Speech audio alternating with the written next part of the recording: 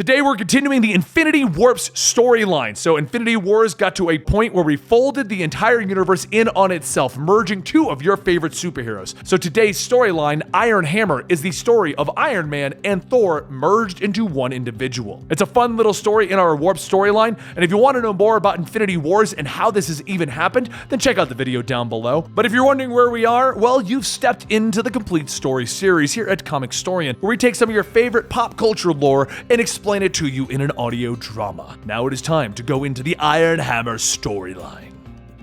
The walls of the exclusive icy hotel glisten as the patrons begin to whisper. At the bar is that Sigurd Stark. Yet, why does the fifth richest man in Europe drink alone? They say that he seems cold and lonely as the very ice in which they are surrounded. Sigurd questions this himself, but the patrons aren't as quiet as they may think they are. Usually, Sigurd doesn't know himself why he's always so lonely. It took him 5 short years to build his company from nothing. His wealth allows him to surround himself with love and laughter whenever he chooses. Yet it means nothing to him. Success, fame, fortune, his technological genius, all meaningless. The only thing that would bring him true joy is knowing who he truly is. Anger of the unknown fills him and he smashes his icy glass in his hands. After mumbling a quick apology, Sigurd quickly excuses himself, heading for the door. The barman calls out a warning though.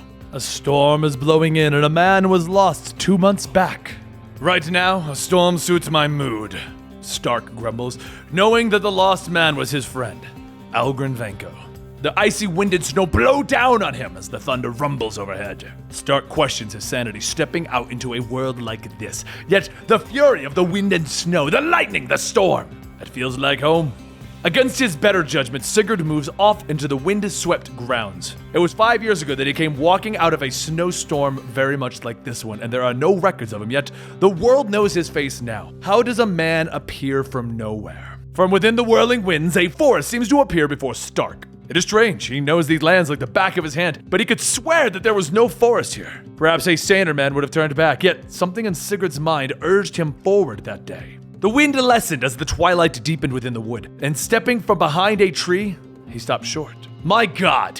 He gasped as his eyes widened in fear, because before him lay a wall of arrows drawn on the bows of pointed-eared dark elves. A voice echoed in his mind, speaking of the legends of the poisoned ones, the legions of Valtilheim.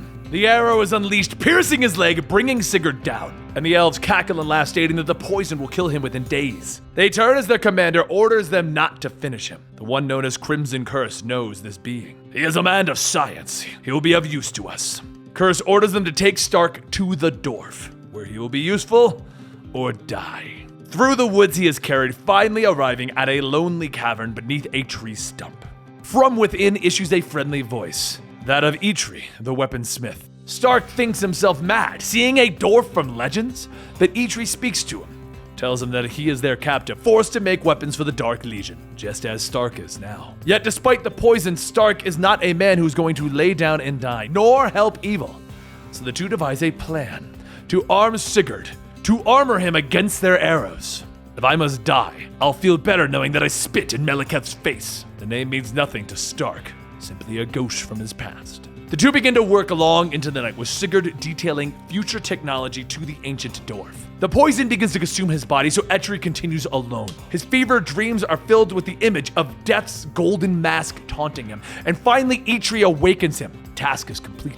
Your armor lives, he cries, as he holds out the pieces to Sigurd. But the poison has come for Stark. Quickly, the dwarf encases him in the armor, whose runes will keep him alive and keep the poison at bay. In time, it will allow him to regain his strength. Yet they have no time, for the Crimson Curse has come for them both. Eitri knows that he must buy his friend time, and he gives him the final piece of his craft, a hammer made of cold iron and the weakness of the elves. He must be worthy of its power. Truly become the Iron Hammer. With these final words, Eitri steps out into the cold. The mighty dwarf steps up to Curse, delivering his final message to the Dark Master. He spits in their faces. Within the cavern, the energy cackles as Stark reaches for the hammer, his strength returning with every inch closer that he comes. Outside, the thunder rumbles as the lightning cracks against the ground. From beneath it, the mighty Iron Hammer emerges.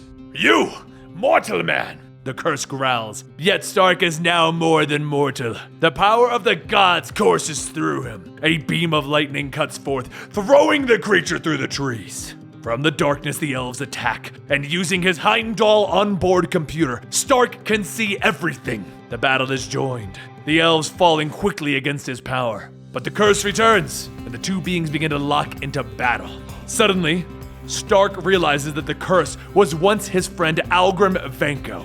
If Malekith's magics can turn this man into his thrall, then Stark must release him.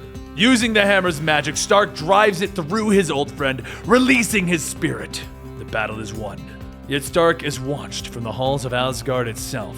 The evil Malekith, master of the Ten Rings, Stein Odinson, the competitor who wants Sigurd dead, and the golden mask of Madame Hel. Stark knows nothing of these secret watchers though, and he buries his friend in the woods of Norwegia, swearing vengeance against Malekith and his forces. Such oaths are not to be taken so lightly. To reach the halls of Asgard, he will have to pierce the walls of reality itself. Perhaps if I use a bridging interdimensional frequency, rotating outside space-time. Luckily, Heimdall hears his master's science mumbo-jumbo and activates. The Bifrost opens before him, bringing surprise from Sigurd. Not caring if it's science or magic, Stark pulls on his helmet and prepares for battle. Leaping into the unknown, the power of the Bifrost whirls around him, flooding his mind with memories he once lost. His father, Howard Odin, chieftain executive of Asgard, denies him the right to wear the armor as a warrior of Asgard. He is just as strong and brave as any of the warrior machines 3. He is the son of Odin, and the armor is his birthright. His adopted brother Stein steps forward, trying to calm his brother. But anger pulses through Stark and he lashes out. His words are careless, and they bring anger from Odin himself. Your behavior, the arrogance and vanity that fills you like the poison of a snake, that is what makes you unworthy. Magic begins to pulse from Odin's ring, a sign of his power and the right as the ruler. Thus I cast you out, Stark Odinson. You are Asgardian no more. Stark's memories are stripped of him, denying him until he proves himself worthy as he is cast to earth. But that's just his origin. And now in the current day, Stark emerges from the Bifrost, fully aware of his past, standing in Asgard. Moving cautiously, Stark still doesn't notice the fact that the streets seem deserted. Danger lurks behind him as he turns to the sound of a villainous voice. Home at last, Stark Odin's son. You must be hungry for punishment. Malekith uses his powerful rings to attack him, the blast throwing Stark to his knees. More magic knocks the warrior back, crashing through a wall. He struggles to his feet, hearing Malekith's raspy laughter, like bones rattling in the dusty catacombs outside. Around him, though, are the imprisoned citizens of Asgard. Howard Odin calls out to his son, believing it to be Stein. I'm afraid not, Howard. This is your lesser son. Malekith laughs as he steps through the destroyed wall. Stark realizes that Malekith holds the power of the 10 realms within his 10 rings. How did you gain all 10, Malekith? The hero questions. But of course, Malekith gained them one by one, starting with the Midgard ring, which was given to him by his ally. The sound of Odin's gasp reaches Stark as his brother enters the room. Stein should have been half god as well, but now he will settle for watching the death of Stark Odinson. Stein, I'm sorry for the way that I've treated you. Stark tries to apologize, but his words fall on deaf ears, for Stein still hates him. Even in exile, he was on holiday, growing rich off Asgardian technology. Finally, words are enough. Malekith turns on Stark, armed with the destructive power of the Odin force in his ring. I have delayed your execution long enough, Stark. He smiles, the beam cutting across the room, and at last, Heimdall, open the Bifrost! Stark orders, and the blast cuts through the portal, which opens on the other side of the room, shattering the prisons of the Warrior Machines 3. The 3 attack, crying for vengeance and Asgard, but they too are no match against Malekith's power with his magical rings. Smiling in triumph, Malekith turns back to his enemy just in time to take an iron hammer to the face. The Dark Elf's skin burns with the iron touch and he falls away. His rings are spent though, and his remaining magics are useless against Stark's mighty hammer. His last chance is the power of Midgard, the power of lightning. The hammer and the armor are charged to 1000%, bringing a warning from Heimdall. Yet it's okay. They won't be having the power for long. He plans on using them for the killer blow. Malekith begs for his life as Stark stands over him, offering nothing. Amalgam Vanko and Etri the Dwarf return them to life. Stark offers as he raises the hammer. The killing blow falls and the wizard with it. Stein curses his brother, vowing that the fight isn't over as he flees. Odin is proud of his son, yet Stark doesn't listen and exits the building, following after Madame Hel herself. Madame Hel, a moment? he asks. Hel turns to the champion, asking if he plans to mock her defeat. Nay, only a fool would mock the power of death. I offer only my respect, as he kneels before her. Once he was a man who was trapped in his own immortality, and it consumed and spoiled him. Now he has tasted the kiss of death. Now he continues forward, not as a god, but as the man, Sigurd Stark, the Iron Hammer. And there you have it, the last of the Infinity Warps characters that I personally enjoyed myself and wanted to bring to you.